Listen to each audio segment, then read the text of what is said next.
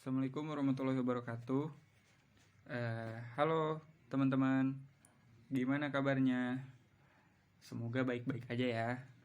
Nah, kita dari kelompok 9 yang beranggotakan Hana Fadila, Febian Pratama, dan Natasha Putri Nabila akan mempresentasikan materi tentang stres dalam bekerja. Selamat memperhatikan. Untuk mempersingkat waktu, kita langsung mulai aja ke slide yang pertama, yaitu definisi stres kerja. Mungkin teman-teman bisa baca beberapa definisi yang udah kita cantumin di slide. Sementara saya akan menjelaskan sedikit tentang stres kerja.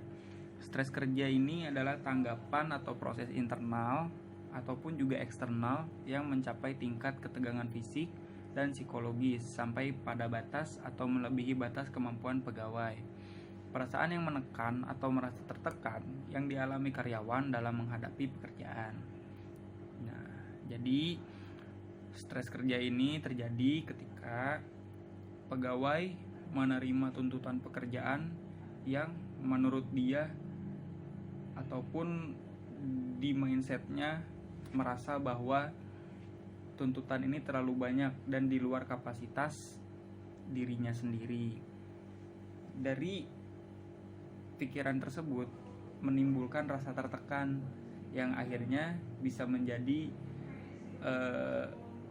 stres ataupun juga menjadikan perilaku-perilaku yang menyimpang.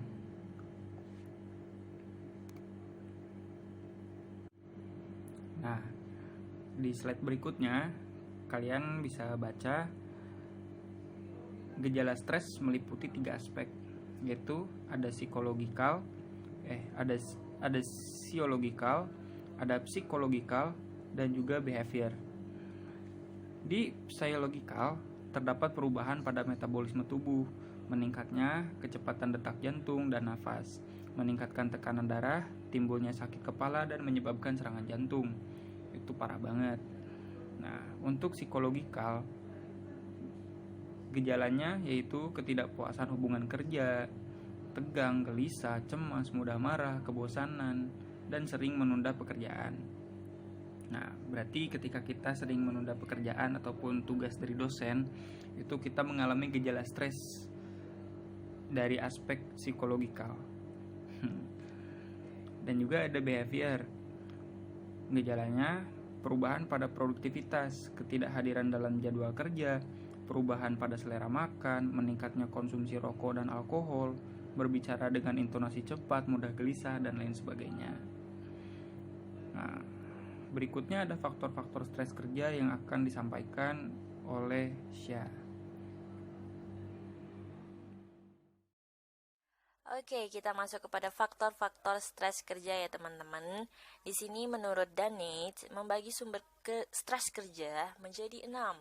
Yang pertama, sumber dari tugas. Tugas-tugas yang sulit, membingungkan, dan jumlahnya banyak itu membuat kita terasa beban gitu.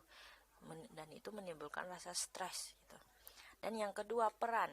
Konflik peran yang membingungkan, peran yang terlalu banyak. Nah, ini salah satunya yang di dalam organisasi ya. Di dalam organisasi mereka yang mengambil peran ganda di dalamnya itu. Nah, itu kan menjadikan konflik atau gimana ya? Pusing gitu mau yang kerjainnya mana gitu kan. Nah, terus yang ketiga, kondisi perilaku, keresahan dan kerumunan. Nah, itu juga mempengaruhi. Dan yang keempat, lingkungan fisik. Dia kayak suhu yang dingin atau panas dan bising. Nah, itu juga kenyamanan lingkungan fisik itu juga sangat mempengaruhi ya teman-teman. Kalau contohnya dalam kantor kan. Nah, di kantor itu AC-nya rusak. Panas banget. Nah, itu juga membuat kita berkeringat. Nah, itu akan menimbulkan stres kerja, ngerasa gerah, rasanya keringat mau mandi aja kan gitu. Terus yang kelima, lingkungan sosial, hubungan interpersonal, ketidaksepakatan, terganggunya privasi dan adanya isolasi. Dan yang keenam, yang terakhir, sistem dalam individu, pencemasan dan cara individu mempersepsi sesuatu. Kemudian ada stres karyawan juga dapat disebabkan masalah-masalah yang terjadi di luar organisasi atau perusahaan. Ini lebih ke masalah pribadi ya teman-teman, kayak penyebab stress of the job. Antara lainnya yang pertama ini kekuatan finansial. Yang kedua, masalah-masalah yang bersangkutan dengan anak. Yang ketiga, masalah-masalah fisik. Yang keempat, masalah-masalah perkawinan. Kelima, perubahan-perubahan yang terjadi di tempat tinggal. Enam, masalah-masalah pribadi lainnya seperti kematian sanak saudara. Nah, di enam ini itu sering terjadi ya teman-teman, dimana masalah-masalah di luar itu sangat mempengaruhi stres kita ya sewaktu bekerja gitu. Oke, kita sekarang masuk ke dampak-dampak stres kerja. Nah, di sini ada 4 ya teman-teman, yaitu pengaruh psikologis, pengaruh kognitif, pengaruh perilaku, dan pengaruh fisiologis. Nah, di pengaruh psikologis ini kayak timbulnya kegelisahan, agresi, kelesuan, kebosanan, depresi, kelelahan, kecewaan, dan sebagainya ya. Dan kalau di kognitif sendiri, ketidakmampuan mengambil keputusan, kurangnya konsentrasi, dan peka terhadap ancaman. Kemudian di perilaku itu sendiri ada penyalahgunaan obat-obat, menurunnya semangat untuk berolahraga yang berakibatkan timbulnya beberapa penyakit. Nah, ini kayak orang berusaha untuk menenangkan diri ya, itu mengambil obat-obatan gitu.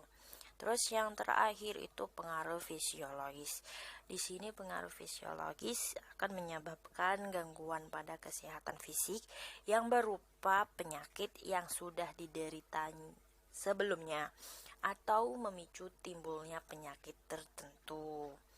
Nah, di sini ada terdapat gejala-gejala stres kerja individu ya.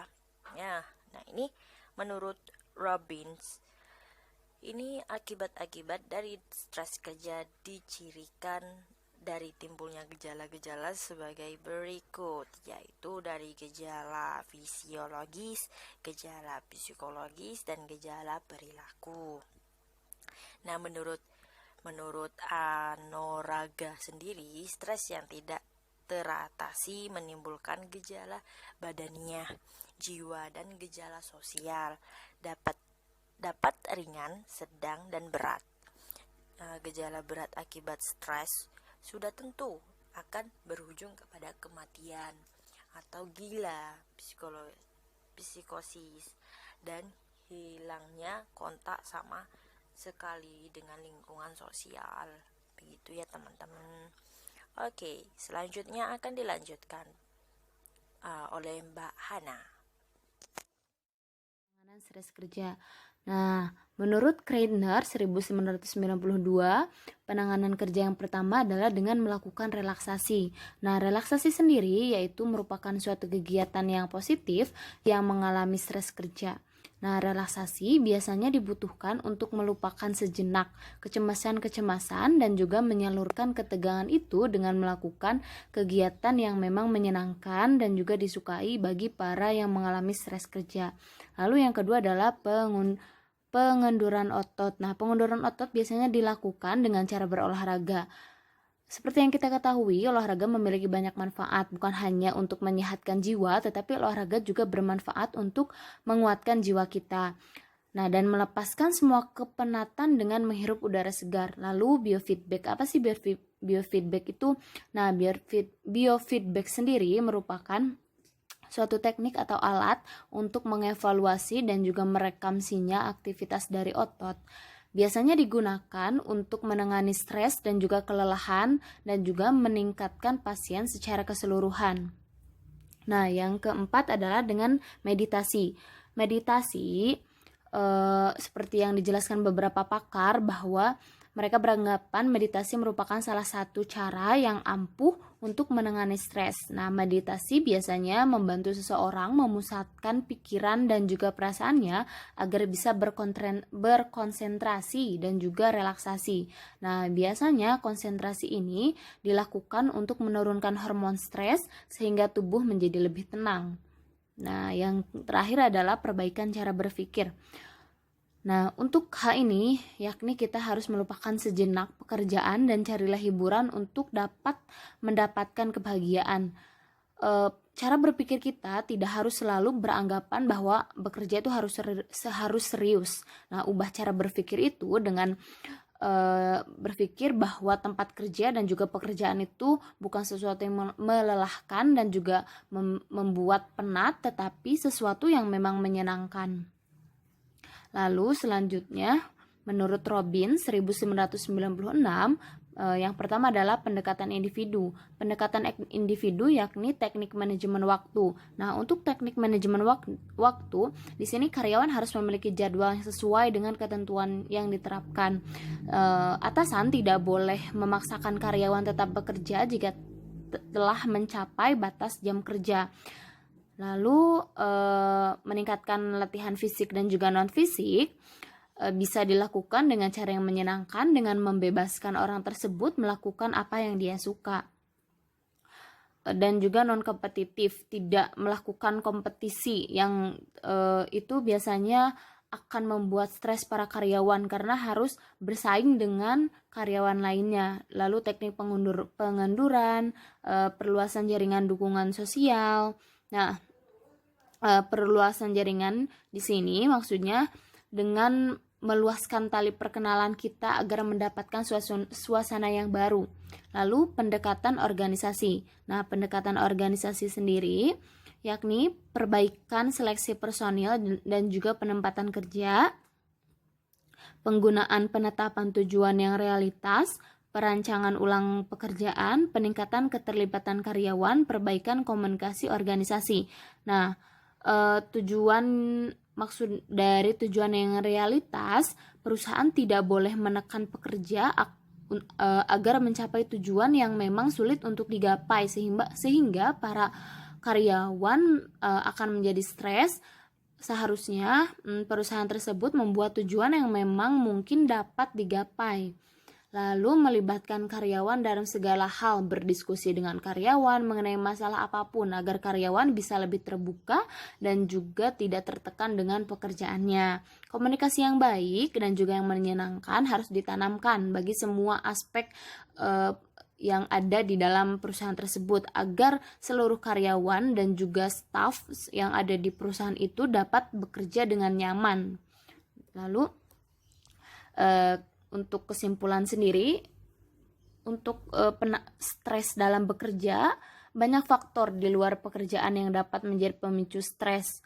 Salah satunya adalah adanya perubahan struktur kehidupan, adanya dimensi budaya sosial bersama keluarga, struktur pekerjaan, adanya hubungan dengan lingkungan sekitar, semisal peran dengan orang tua, istri, rekan kerja, serta bagian dari anggota negara, serta adanya karakteristik individu itu sendiri. Jadi yang menyebabkan stres kerja itu bisa datang dari berbagai aspek, bukan hanya dari aspek lingkungan dalam pekerja itu sendiri, tetapi aspek dari keluarga, dari dirinya sendiri bisa membuat si karyawan tersebut menjadi stres dalam bekerja. Nah, mungkin sekian penjelasan mengenai stres dalam kerja dari kelompok kami. Mohon maaf bila terdapat banyak kesalahan. Terima kasih juga bagi semua yang telah menyimak dengan baik. Selanjutnya kami akan lanjutkan diskusi di dalam WhatsApp group. Mungkin jika ada pertanyaan bisa kita diskusikan bersama di WhatsApp group. Terima kasih. Wassalamualaikum warahmatullahi wabarakatuh.